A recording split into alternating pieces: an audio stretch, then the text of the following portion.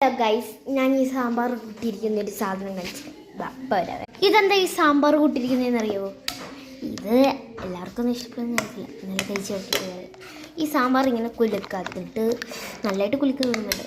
അത് വൈദ്യമായി പോകും. എന്നിട്ട് നമ്മുടെ സ്റ്റൗ അങ്ങോട്ട് എടുക്കുക. റെസിപ്പിയൊക്കെ ഞാൻ പറഞ്ഞുതരാം.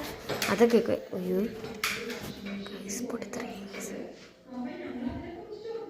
അല്ല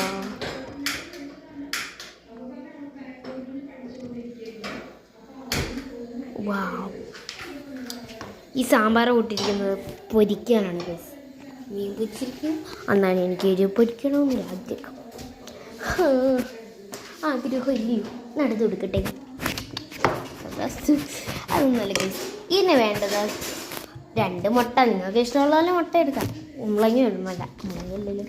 ക്യാബേജ്, ക്യാപ്സിക്കോ, പിന്നെ ക്യാരറ്റ്, അങ്ങനെ കുറച്ച് സാധനങ്ങളൊക്കെ അതിന്. ഇഞ്ചി മെയിനായിട്ട് കേട്ടോ. എന്നിട്ട് കുരുമുളക്, ഉപ്പ്. ഗൈസ്, ഇതെല്ലാം കൂടെ അടിച്ച് ചേർത്തുണ്ടാക്കിയാണ്. അതാണ്ട് നിങ്ങളിപ്പോൾ കണ്ട് അത് സാമ്പാർ കൂട്ടിയിരിക്കുന്നു. പൊളിച്ചില്ലെങ്കിൽ ഉള്ളത് ആണെങ്കിൽ പൊളിച്ചില്ലെങ്കിൽ നമ്മുടെ എങ്ങനെ മുട്ട പൊരിക്കണം. മുട്ടയാണോന്നൊന്നും തോന്നത്തില്ല. സാമ്പാറാണ് നല്ലത്. സാമ്പാർ പൊരിക്കാൻ പോകുന്നു ഗൈസ്. ആദ്യം ഒട്ടിച്ച് സാമ്പാർ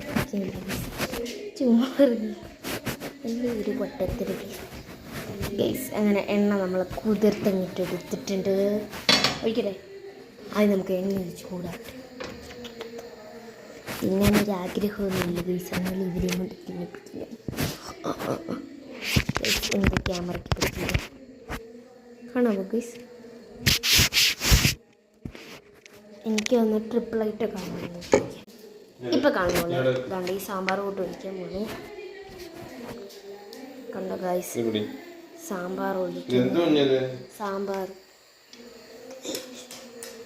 ഗൈസ്. അങ്ങനെ സാമ്പാർ ഒഴിക്കുന്നേക്കും വാവ് ഗൈസ്. സാമ്പാർ ഒഴിച്ചിരിക്കുന്നു.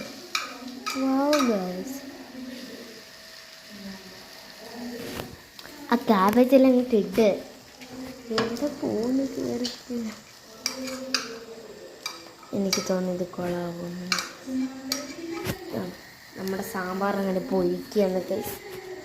മീന് ഇത് നല്ല കോമ്പിനേഷൻ ഗൈസ്. ഇതങ്ങനെ പൊരിച്ചിട്ട് നമുക്ക് കാണാമോ? നമ്മളങ്ങനെ പൊരിച്ചിട്ട് നമ്മൾ ടേബിളിൻ്റെ മുമ്പിൽ വെക്കുന്നതിൻ്റെ ഒരു സുഖം. അതൊക്കെ നമ്മുടെ അമ്മമാർക്ക് ഓരോന്നും ഇപ്പം കിട്ടും. പൊട്ട പൊരിച്ചത് പാർട്ട് 2ലേക്ക് ഇടാം ഞാൻ.